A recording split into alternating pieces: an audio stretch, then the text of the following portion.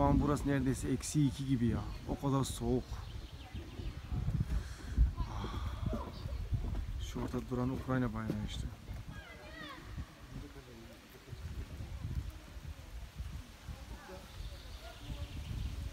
Doğa inanılmaz güzel ama ya. Manzara süper.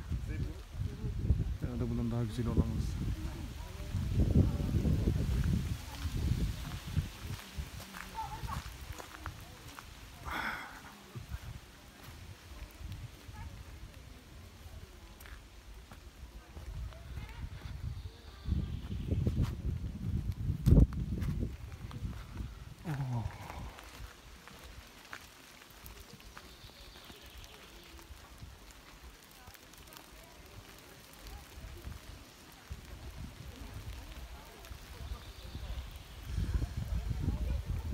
Arada bir tane çok güzel bir dere gibi bir şey var.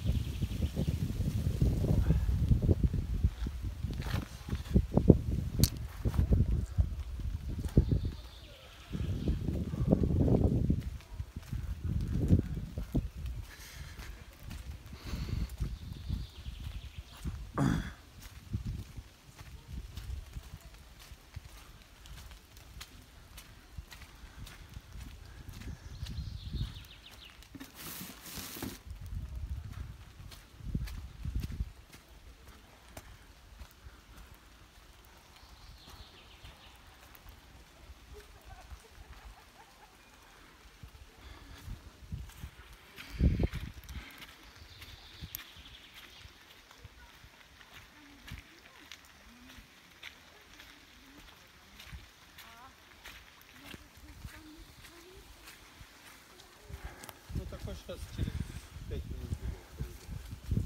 Мы сейчас через 5 минут будем.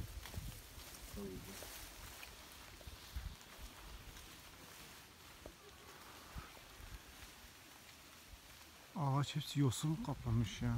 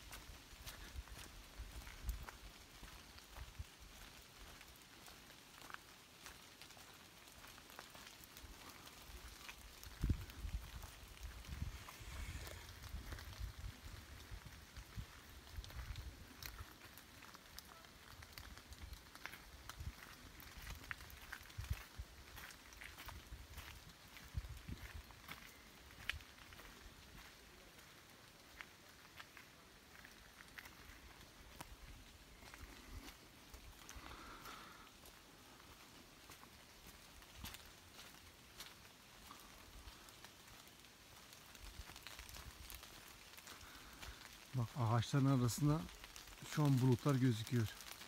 Sis var yani.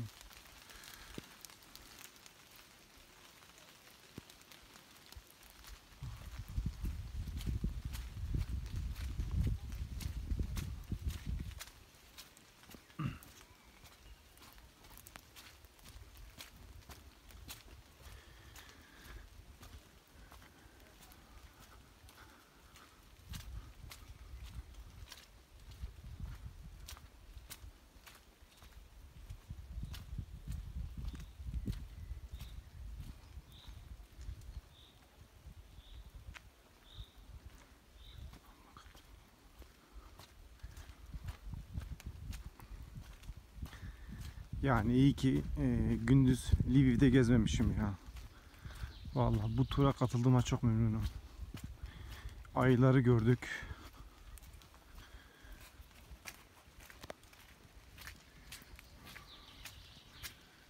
Domuz gördük.